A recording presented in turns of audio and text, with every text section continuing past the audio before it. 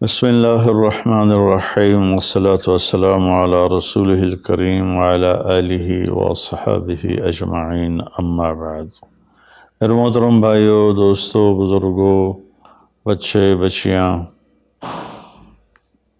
15 شعبان کے بارے میں تھوڑی سی بات کرنی تھی۔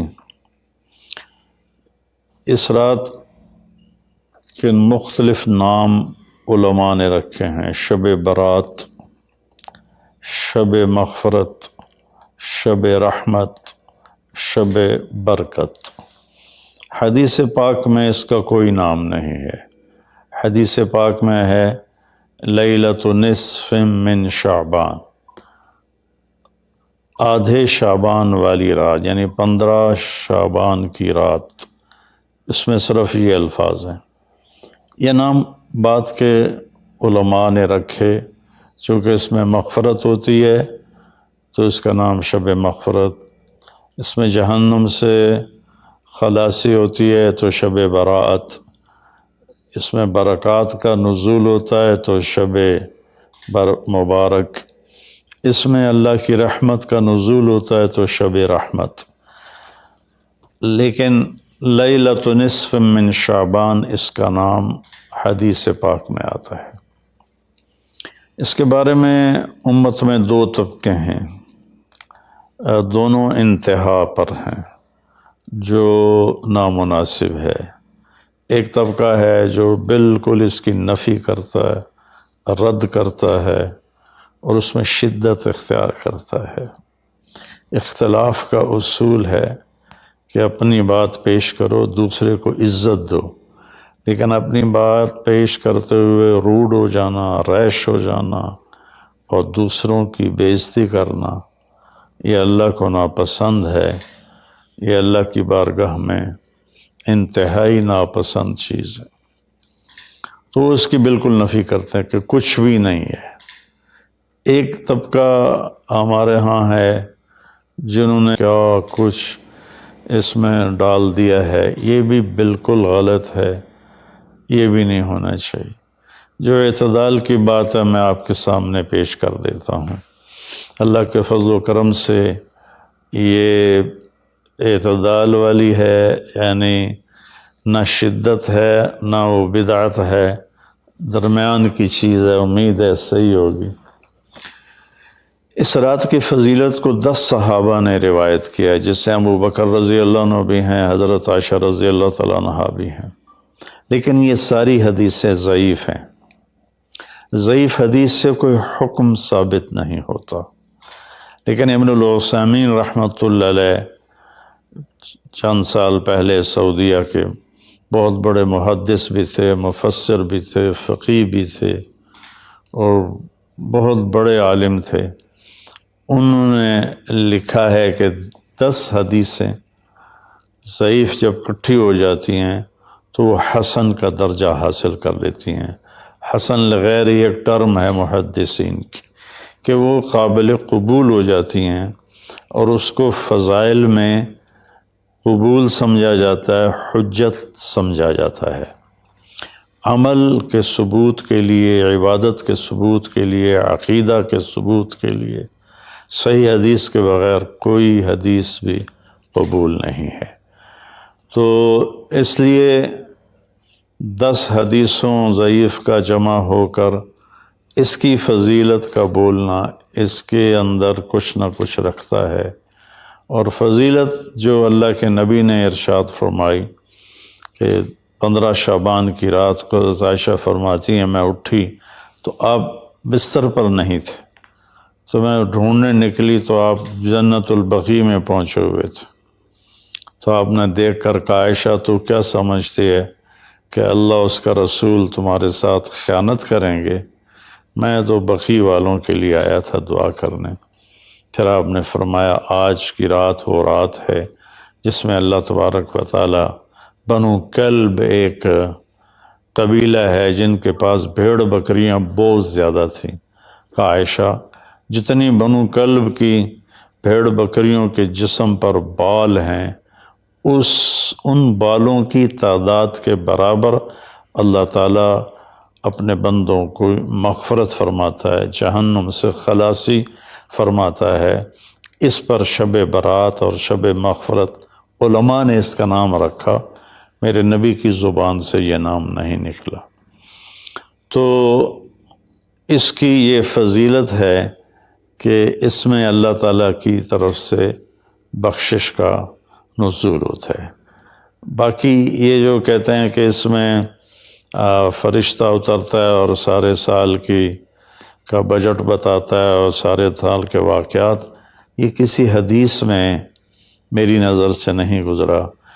سورہ دخان میں فیہا یفرق کل امر حکیم کا جو آیت آتی ہے، تو اس سے پہلے کی آیت شب برات کی نفی کرتی ہے، انا انزلناہ فی لیلۃ مبارکۃ، کہ ہم نے اس سے مبارک رات میں اتارا قرآن پاک۔ تو قرآن پاک تو لیلۃ القدر میں اترا ہے، تو اگر کوئی کسی قسم کے اعلانات ہوتے ہیں تو پھر شب قدر میں ہوتے ہیں، اس رات میں نہیں ہوتے۔ دوسرا یہ ہے کہ اس کے روزے اور بندگی کے بارے میں، شب قدر کی اللہ کے واسطے میری بات دھیان سے سنو، اللہ کی قسم کوئی خاص عبادت میرے نبی نے نہیں بتائی، لیلۃ القدر کی کوئی خاص عبادت میرے نبی نے نہیں فرمائی۔ حضرت عائشہ رضی اللہ عنہ نے پوچھا، یا رسول اللہ اگر مجھے لیلۃ القدر نصیب ہو تو میں کیا کروں؟ کہا یہ دعا پڑھو، اللہم انک عفو تحب العفو فاعف عنی، اللہ تو معاف کرنے والا ہے، معافی کو پسند فرماتا ہے، مجھے معاف فرما۔ تو میرے نبی کی عبادت وہی 11 رکعت تہجد کے نوافل تھے، چاہے وہ شب قدر تھی، چاہے وہ شب برات تھی، چاہے وہ شب جمعہ تھی۔ تو اب اس کے نام پر لوگوں نے کیا کیا خرافہ، چونکہ ہم قرآن اور حدیث سے نہیں جڑے، کتابیں لکھی ہوئی ہیں، کس نے لکھی، اس کی سند کیا ہے، اس کی تمیز ہی کوئی نہیں ہے، تو وہ پھر بہت ہی زیادہ 4 رکعت پڑھو، پہلی رکعت میں یہ پڑھو، دوسری میں یہ پڑھو، تیسری میں یہ، چوتھی میں یہ سب بدعات ہیں، ان کا کوئی تعلق نہیں میرے نبی کے کسی بھی فرمان سے۔ میرے نبی نے صرف عبادت کا فرمایا ہے، عبادت، تو شب قدر میں بھی کوئی خاص عمل نہیں۔ اور دوسری بات یہ کہ اگر آپ نے عبادت کرنی ہے تو مسجد نہیں گھر، مسجد نہیں گھر، مسجد نہیں گھر۔ میرے نبی نفلی بندگی گھر میں ادا فرماتے تھے۔ اب شب برات میں صلاۃ تسبیح کی جماعت ہو رہی ہوتی ہے، یہ کتنی بڑی نادانی کی بات ہے۔ نفلوں کی تو جماعت ہی نہیں ہوتی، تو یہ صلاۃ تسبیح کی جماعت کروا رہے ہوتے ہیں۔ نفلی عبادات کے بارے میں اللہ کے نبی کا طریقہ گھر میں پڑھنا ہے، اور اللہ کی طرف سے بھی ہمیں جو اشارہ ملتا ہے، فَاذْكُرِ اسْمَ رَبِّكَ وَتَبَتَّلْ إِلَيْهِ تَبْتِيلًا، اپنے اللہ کو خوب یاد کریں اور لوگوں سے کٹ جائیں بالکل، اور سب سے کٹ کے آپ اپنے رب کو یاد کریں۔ وَمِنَ اللَّيْلِ فَتَهَجَّدْ بِهِ نَافِلَةً لَكَ عَسَىٰ أَن يَبْعَثَكَ رَبُّكَ مَقَامًا مَحْمُودًا فَإِذَا فَرَغْتَ فَانْصَبْ وَإِلَىٰ رَبِّكَ فَارْغَب۔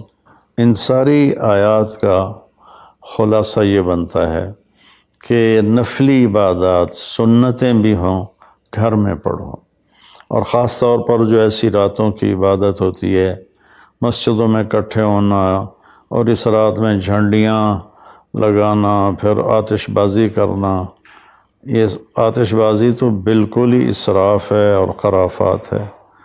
تو میری گزارش ہے کہ میرے نبی کی جو سنت ہے، آپ نفلی بندگی عبادات اپنے گھر میں فرمایا کرتے تھے۔ اس رات میں اگر آپ عبادت کرنا چاہتے ہیں، مسجد کی بجائے گھر کو مسجد بنائیں، وَاجْعَلُوا بُيُوتَكُمْ قِبْلَةً وَأَقِيمُوا الصَّلَاةَ، اللہ نے بنی اسرائیل سے فرمایا اپنے گھروں کو مسجد بنا لو اور نمازیں قائم کرو، تو ہم بھی اپنے گھروں کو خالی نہ چھوڑیں، اس میں ساری فیملی اکٹھی ہو کے نوافل کا اہتمام کرے۔ مسجد فرائض کے لیے ہے اور نوافل کے لیے گھر ہیں، تو امید ہے میری اس بات پہ آپ غور فرمائیں گے، ناراض نہیں ہوں گے۔ تو میرے بھائی بہنوں، اس رات میں کوئی بندگی عبادت مخصوص نہیں۔ ہاں، آپ تہجد کے نوافل پڑھیں، ساری رات پڑھیں، آپ قرآن کی تلاوت کریں، ساری رات کریں، آپ اللہ کا ذکر فرمائیں، ساری رات فرمائیں، آپ دعا مانگیں، چاہے ساری رات مانگیں۔ یہ مخصوص اعمال یہ ہیں: نماز، تلاوت، ذکر اور دعا، اور آنسوؤں کے ساتھ۔ اپنی کھیتی کو پانی نہ لگے تو سوکھ جاتی ہے، ایسے ہی دل میں بھی ایک کھیتی آباد ہے ایمان کی، اسے آنسوؤں کے چند قطرے ہی سمندر کی طرح سیراب کر دیتے ہیں۔ تو آنسوؤں کے ساتھ نہ ہو تو کم از کم رونے والی کیفیت ہو۔ تو یہ تو اتنا سا شب برات ہے۔ روزے کے بارے میں جو ابن ماجہ کی روایت ہے، قوموا لیلہا وصوموا شہرہا، یہ روایت بہت شدید ضعیف ہے، اور علامہ البانی رحمۃ اللہ علیہ نے اس کو موضوع قرار دیا ہے۔ تو اس میں روزہ اس نیت سے رکھنا کہ میرے نبی کی سنت ہے، یہ غلط ہے، اس طرح یہ بدعت بن جائے گا۔ کوئی ویسے نفلی روزہ اس رات میں رکھنا چاہتا ہے مستحب سمجھ کے، نفل سمجھ کے، وہ میرے خیال میں اس میں کوئی قباحت نہیں ہے، لیکن سنت سمجھ کے اگر وہ رکھنا چاہتا ہے تو یہ بات صحیح نہیں ہے، چونکہ روزے والی روایت بالکل قابل اعتبار، قابل حجت نہیں ہے۔